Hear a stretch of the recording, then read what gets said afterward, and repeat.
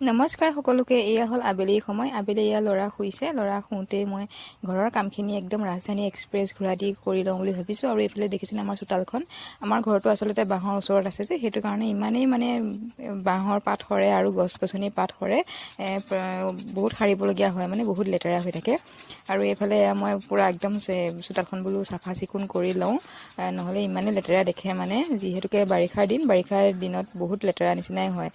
বৰষুণ পৰি থাকে আৰু ঠাইবিলাক ইমানেই লেতেৰা হয়। আৰু এইফালে মই কাপোৰ অলপ সোমাবলগীয়া আছিলে, সেইটো কাৰণে ভাবিলোঁ কাপোৰখিনিও সোমোৱাই লওঁ, ঘৰ চৰ ঝাৰু দি লওঁ। আৰু এইফালে বাহিৰত যি বস্তু আছে সকলোখিনি সন্ধিয়া হোৱাৰ আগতে সোমোৱাই লওঁ। আৰু এইফালে এয়া দেখিছেনে, বস্তা চস্তাবিলাক চব ৰ'দত দিছোঁ, যিহেতুকে আজি ৰ'দটো অকণ ওলাইছিলে। এইফালে একদম ঠাইবোৰ সাৰি কৰি লৈ মুখ হাত ধুই আহিলোঁ। তাৰ পাছতে অলপ কাপোৰ জাপিবলগীয়া আছিলে, আৰু এয়া কাপোৰ জাপি কৰি লৈ আজিৰ আবেলি কামখিনি মই ইমানতে সমাপ্ত কৰিছোঁ আৰু দেই। ভিডিঅ'টি যদি চাই ভাল পালে তেনেহ'লে লাইক এটা কৰি দিব।